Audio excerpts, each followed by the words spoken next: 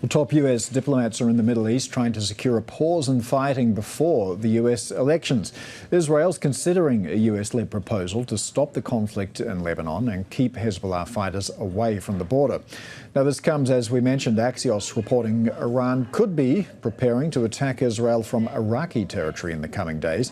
For more on this, let's get to Stuart Livingstone-Wallace, Bloomberg's executive editor for the Middle East, North Africa and Russia, joining us now. So how likely is it that the war in Lebanon could be over by the end of the year?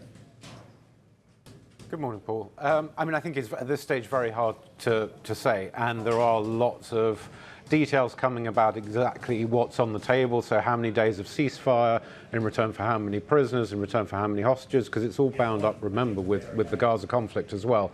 But I think it comes down to two fundamental issues. So on the Israeli side, the calculus has to be how exhausted the troops are. Remember, they've been fighting in Gaza for more than a year now.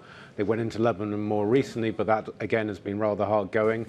And more importantly, you've got a change potentially of administration in the US, pretty much whichever way the election goes, and how does that factor into it? On the other side, you've got Iran effectively having to make a decision about whether it's going to push Hezbollah into some sort of ceasefire to preserve what is left of the forces that it has there, because at one stage it was one of the most powerful non-state actors in the world. And whatever the numbers, I think in reality, there is no doubt that it has been greatly degraded over the last several weeks. So we have this report from Axios that Iran could use a proxy in Iraq to attack Israel. How should we interpret this?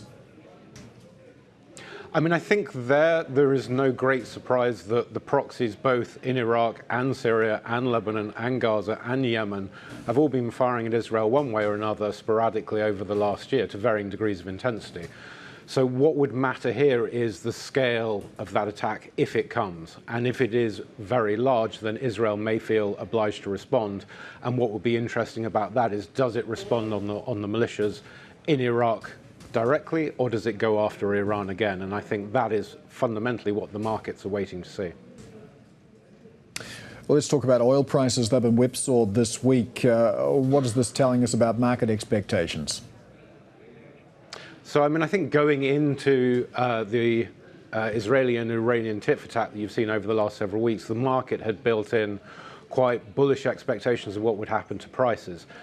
As we saw that final response from Israel over the weekend, it sold off rather rapidly. But again, I think as we got into the middle of the week, the market sort of again came to the conclusion that whatever the outcome over the next several weeks, this is far from over.